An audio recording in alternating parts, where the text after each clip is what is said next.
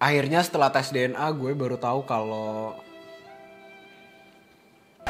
resiko cedera gue moderat, tubuh gue nggak sensitif terhadap kafein, gimana respon latihan terhadap tubuh gue, dan apakah endurance capacity itu bisa turun ke anak gue nanti. Nah, semuanya kejawab waktu gue tes DNA set komplit bareng Bu Mami untuk mendeteksi sport gene gue. Dan tes ini cukup dilakukan sekali seumur hidup aja, terus kalian bakal dapat gratis lifetime update. Jadi sebelum kalian beli sepatu, gear-gear lari, teknologi-teknologi lari yang mahal, mending kalian kenali dulu tubuh kalian supaya investasinya nggak asal-asalan. Dan setelah gue tes DNA di Bu Mame, ini hasilnya. Teknologi yang kita gunakan ini, Kak Satria, jadi namanya genotyping, DNA yang sudah diambil dari bakal swab ya, dari swab pipi bagian dalam, sel-selnya kita ambil, kemudian kita isolasi DNA-nya, kemudian kita lakukan persiapan di lab, diproses demikian rupa, kemudian kita masukkan ke dalam chip ini. Kemudian analisisnya, jadi kita membandingkan temuan dari chip ini, variasi SNP itu tadi, dibandingkan dengan populasi di seluruh dunia. Karena saya suka olahraga, overview yang lebih ke arah atletik bisa nggak? Sepeda, renang, sama lari.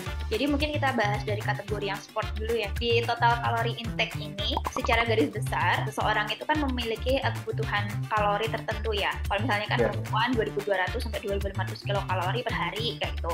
Mungkin kalau laki-laki akan lebih tinggi, di atas 2.500 sampai 2.700 seperti itu. Ternyata secara genetik lebih dipersonalisasi dari report ini. Kebutuhan kalori dari Kak Satria itu sebenarnya batas bawahnya aja karena slightly low seperti itu. Nah itu nanti kalau itu kita at least sudah punya data, dapat deh exact angka kalori kebutuhannya itu berapa. Apakah ini berarti berpengaruh? Saya tuh dewa ya, gendut nih. Meskipun saya olahraga, ada kecenderungan. Misalnya hari itu saya olahraganya lagi nggak banyak nih, terus makan normal aja gitu. Nah tapi malah berat itu tiba-tiba naik. Apakah ini juga ada pengaruhnya dari sini? Kalau itu sebenarnya lebih ke habit yang udah dibangun sama Kak Satria selama ini kayak gitu. Sebenarnya loh secara genetik itu pengaruh olahraga terkait dengan berat badan itu nggak begitu signifikan karena ini slightly small. Begitu pula dengan pengaruh makanan terhadap berat badan juga di sini sebenarnya nggak terlalu signifikan juga secara genetik ya. Tapi manajemen berat badan itu kan juga dipengaruhi oleh faktor eksternal ya. Kayak secara genetik itu kita mungkin olahraga tuh nggak terlalu ngefek, tapi karena Kak Satria udah ngebangun habit itu sejak 10 tahun terakhir ya misalnya ya. Nah ternyata dengan konsistensi itu malah justru yang membantu berat badan Kak Satria jadi seperti sekarang. Dalam secara genetik tuh kita tuh memang udah punya kondisinya ya. Kita punya bibit ini yang diwariskan dari kedua orang tua. Nah apakah dengan habit yang misalnya udah saya bangun itu ya, udah 10 tahun terakhir itu untuk intens olahraga, itu misalnya nanti saya punya keturunan, apakah itu juga nanti akan diturunin? Nah, somehow masih sama dengan leluhur Kak. Cuman dengan nanti mungkin anaknya Kak Satria nanti ya dibiasakan dengan dari kecil olahraga yuk, terus makannya juga dijaga. Nah, itu nanti dia akan juga membentuk. Karbohidratnya ini tinggi lah, karena saya olahraga endurance. Hampir setiap hari itu konsumsi si kafein.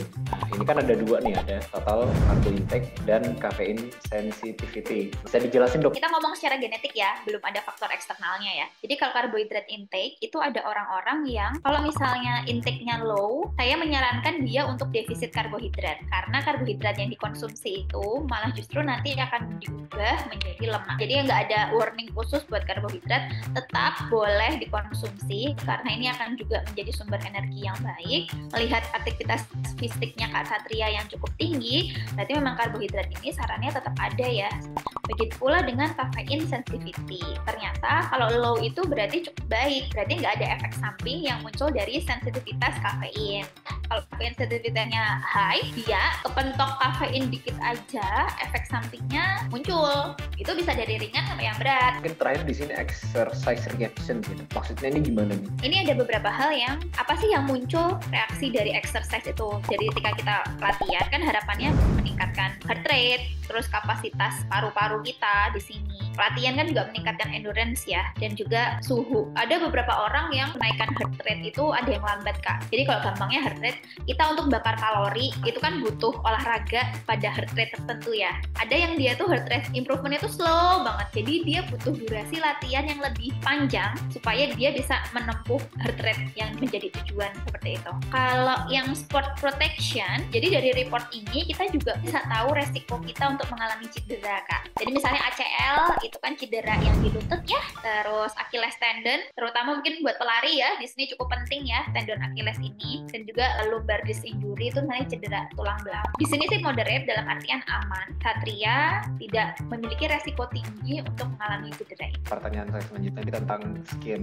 Nah sebenarnya kita lihat ini beberapa traits yang saling terkait ya, kayak ability resist sunburn. Jadi kulitnya tuh cukup kuat untuk menahan paparan sinar matahari, menangkal terjadinya terbakar matahari. Tapi kalau paparannya itu matahari tinggi, nggak diprotek pakai sunscreen, ya sama aja sih. Itulah di faktor eksternal juga akan berpengaruh ya. Jadi secara genetik sebenarnya aku bisa menangkal tuh plak-plak penuaan ini. Tapi bisa kita bilang Kak Satria paparan eksternalnya tuh lebih tinggi daripada populasi pada umumnya, pada orang. Iya.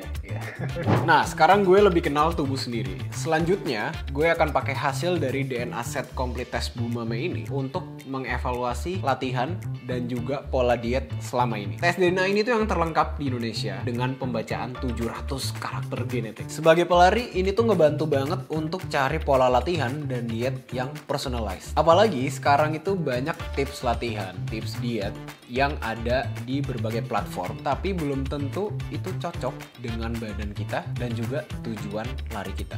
Jadi kalian bisa dapetin dampak latihan yang maksimal sesuai dengan kapasitas badan kalian tanpa korbanin sendiri untuk coba-coba menu lain yang bisa cederain badan. Buat kalian yang penasaran juga sama karakteristik genetik, khususnya untuk tahu sport gene kalian, langsung aja tes DNA set terlengkap di Bumame untuk kenali lebih dari 700 karakteristik genetik supaya kalian bisa kenali diri kalian dan potensi diri kalian. Itu dia fam, Satria signing out. Thank you for watching and bye for now.